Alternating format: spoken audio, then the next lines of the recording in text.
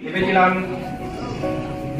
শেষমেশ ছুটি চলছে, তোমাদের সঙ্গে যোগাযোগ নেই, আমরা গ্রুপে জানাচ্ছি, সবারই কাছে সংবাদটা পৌঁছাবে কিনা সেটাও আমার কাছে সন্দেহ ছিল। তোমাদের জন্য যে এই আয়োজন, যদি তোমরা না থাকো তাহলে তো সে আয়োজনটাই বৃথা হয়ে যায়। আমি ঢুকেই তোমাদেরকে দেখে আমি খুব খুশি হয়েছি যে তোমরা এই আয়োজনটাকে সার্থক করে তুলেছ। পরীক্ষা সংক্রান্ত বিষয় নিয়ে আমি আর একটি কথাও খরচ করবো না, কারণ মাস্টারমশাই দিদিমণিরা তোমাদেরকে যা যা পরামর্শ দেওয়ার সেই প্রথম দিন থেকে দিয়ে আসছে। ক্লাসে আজকে নতুন করে বলে মনে হয় আর কি শেখানো যাবে না। যেটুকু বলার সেটা হলো তোমরা নতুন জায়গায় পরীক্ষা দিতে যাবে, পরিবেশটা একদমই আলাদা, সেখানে তোমার কেউ পরিচিত নেই যে তোমার কোনো কিছু হয়ে গেলে তাকে জানাবে বা সে তোমার কথাটা শুনবে। তোমার ব্যবহার তোমাকে নিশ্চিত করতে হবে যে তুমি কতটা সেফ থাকবে, কতটা তুমি সাহায্য পাবে। আর একটা কথা মনে রাখবে,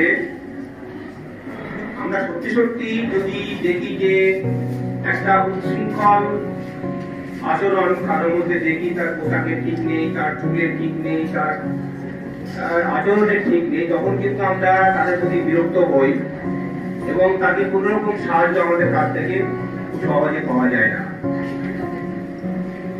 আর যার কাছে ছাত্র সুলভ আচরণ থাকে, তার পোশাক ঠিক থাকে, তাকে দেখলে পরে আমাদের একটা আলাদা স্নেহ জন্মায়। তার স্নেহের জন্য জানো যে বাবা মা যেমন তার ছেলেকে স্নেহের বসে অনেক অন্যায় আত্মায় মেনে নেয় না। ভালো লাগছে না? বন্ধ করো।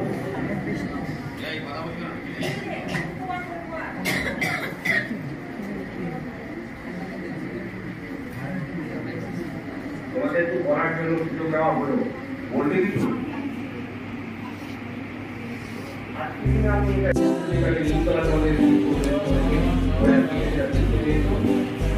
অবশ্যই তোমরা স্কুলের পোশাক পরে যাবে, যারা যাবে না তারা কিন্তু নিজেরা ভুগবে, পরে এসে কিন্তু আমাদের কোনো অভিযোগ করবে না।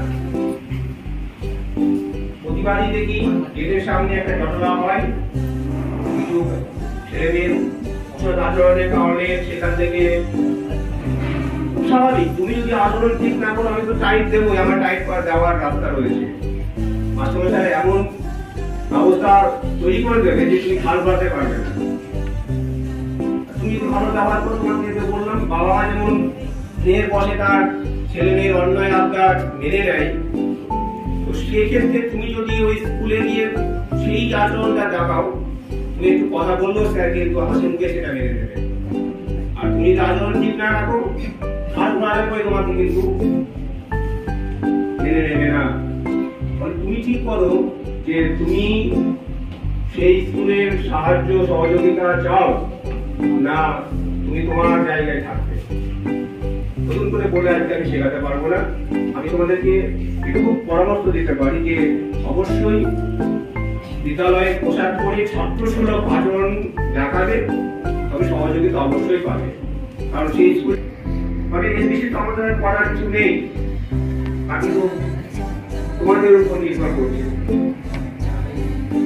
আর আমি আরেকটা কথা তোমাদেরকে বলবো, সেটা হলো জীবনটা কিন্তু ছোট নয়। মাধ্যমিক দেওয়ার পরে রেজাল্ট কেমন হলো, হয়তো একটু খারাপই হয়ে গেল, বা উচ্চ মাধ্যমিক দেওয়ার পরে যা আশা করেছিলাম সেই মতো রেজাল্ট হলো না, তার জন্য কিন্তু ভেঙে পড়লে চলবে না। সেটাই জীবনের সব শেষ। জীবনটা এতটাই বড়, এত কিছু তোমার সামনে আসবে, সারা জীবন তোমার পরীক্ষা দিতে দিতেই যেতে হবে। এখন যে পরীক্ষা দিচ্ছে পুঁথিগত বিদ্যার, পরবর্তী জীবনে দেবে প্র্যাকটিক্যাল বিভিন্ন পরীক্ষা। আমাকে দেখে তোমরা বুঝতে পারছো আমি অসুস্থ, তাই তো? কেন জানো? সবার সঙ্গে কিন্তু আমি তোমাদেরকে জাস্ট